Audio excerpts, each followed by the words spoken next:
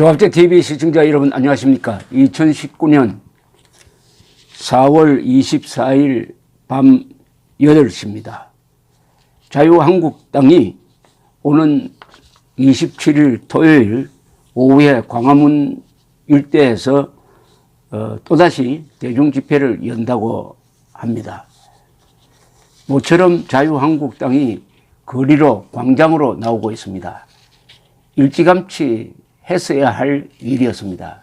이제 막다른 골목에 몰려서 마지막 몸부림입니다. 그러나 이 마지막 몸부림이 중요합니다.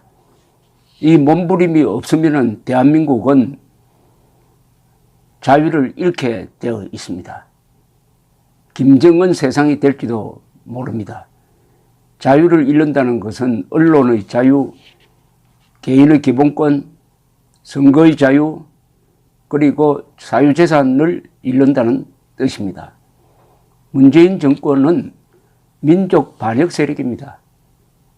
민족 반역 집단인 김정은과 민족 공조하겠다고 약속했으니까 자동적으로 민족 반역 세력이고 문명 파괴 세력입니다. 세계가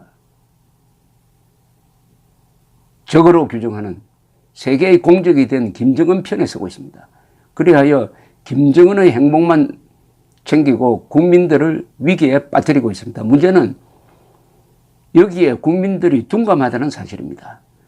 국민들의 27%가 김정은에게 호감을 갖고 있다고 한다는 것은 세계에 부끄러운 일입니다. 살인마를 좋아하는 국민이 27%가 된다는 것은 히틀러와 스탈린을 좋아하는 사람들이 27%가 된다는 것과 마찬가지인데, 이 지구상에서 지금 히틀러, 스탈린을 좋아하는 사람이 27%가 되는 나라가 어디 있겠습니까?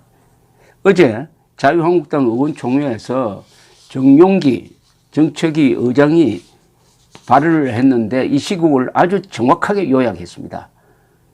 정용기 정책위 의장의 발언을 정리하면 이렇게 됩니다. 전향했다는 증거가 없는 주사파, 즉 김일성주의자 출신 집권 세력이 국회의원 선거 규칙을 개혁을 해가지고 국회를 장악한 후 개헌을 통하여 남북 연방제를 추진함으로써 한반도를 김일성 세상으로 만들려는 것이 아닌가 의심스럽다. 이렇게 화두를 던졌습니다. 대한민국 헌법구조상의 5 권력기관 중 국회만 제외하면 모두 좌파 정권 손에 넘어갔다. 행정부, 대법원, 헌법재판소, 중앙선관위는 문재인 정권의 하수기관으로 전락하였다. 공수처가 고위공직자 수사처입니다. 공수처가 신설되면은 이들 국가 권력기관을 감시하는 좌파 대통령의 친위대 역할을 할 것이다. 게슈타포 역할을 할 것이다. 헌법 수호 세력과 헌법 파괴 세력 사이의 전쟁이다. 선거법 개정 강행은 좌파 정변이고 좌파 반란이다. 우리 모두가 독한 결기를 갖고 이 문제에 나서야 되겠다는 말씀을 드린다. 정말 구체적인 투쟁 방법과 지혜를 모아서 할 수 있는 모든 수단과 방법을 총동원해 이 싸움에서 이겨야 한다고 생각한다. 이렇게 이야기를 했습니다. 비장한 자세를 느끼게 합니다. 정확한 시국 인식입니다. 오는 4월 27일 광화문 집회는 한국당이 공유하는 이 절박함을 국민들에게 알리는 계기가 되어야 할 것입니다. 망국적 4.27 판문점 선언 1년이 되는 날이므로 타이밍이 아주 좋습니다. 국민들의 호응을 얻으려면 그러나 먼저 위기의 핵심을 간단 명료하게 국민들에게 전달해야 합니다.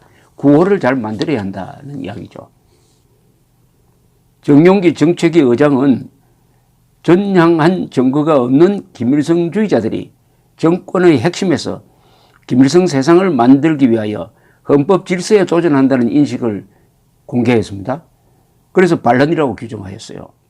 정권에 의한 반란, 정권에 의한 체제 부정, 정권에 의한 헌정질서 무력화라는 의미인데, 문제는 이를 어떤 대중적 구호로 표현할 것이냐의 문제죠. 국민 여러분, 문재인 정권이 반란을 일으키고 있습니다. 이렇게 이야기할 건가? 문재인 정권이 총성 없는 반란을 일으키고 있습니다라고 할 것인지, 촛불혁명은 반란이다라고 할 것인지, 그냥 쉽게 국민들이 침묵하면 빨갱이 세상이 된다고, 빨갱이 세상이 온다고 할 것인지, 김일성주의자들이 나라를 뒤집고 있다고 할 것인지, 기부왕인 남쪽 대통령이 김정은 국무위원장에게 대한민국을 기부하려 합니다 라고 할 것인지 등등 여러 아이디어가 토론을 하면 나올 것이라고 생각을 합니다. 그런데 구호가 너무 극렬하면 공감대가 좁아지고 너무 느슨하면 또 공감대가 얇아집니다. 차라리 국민들을 상대로 구호를 한번 공모하면 어떨까 하는 생각도 듭니다. 강화문 집회의 목적은 헌법을 총체적으로 일상적으로 위반하는 문재인 정권의 행태를 국민들에게 직접 폭로해가지고 위기감을 갖게 하는 것입니다. 대통령이 촛불혁명을 칭송하는 것 자체가 이미 반헌법적이고 그래서 반혁적입니다. 촛불혁명이란 말은 우리 헌법에 절대로 허용되지 않는 말입니다. 혁명은 헌정질서를 중단시키겠다는 뜻이고 실제로 촛불혁명을 하면서 그대로 실천하고 있는 겁니다. 문제는 그 혁명이 좌익 혁명이라는데 문제의 심각성이 있죠. 소름 끼치는 현실입니다. 문재인 정권의 관제 민족주의 선동을 깨부수는 것도 중요합니다. 김일성, 김정일, 김정은은 동족을 500만 명 이상 죽인 민족 반역자들입니다. 이들 반역자와 민족 공조해서 통일하겠다는 좌파 정권, 특히 문재인 정권도 민족 반역 세력입니다. 그 정거가 대한민국 건국 기념일을 없애버리고 생일 없는 사생아적 존재로 만들고 민족 반역자 김정은 앞에 가서는 남쪽 대통령이라고 스스로를 격하한 것입니다.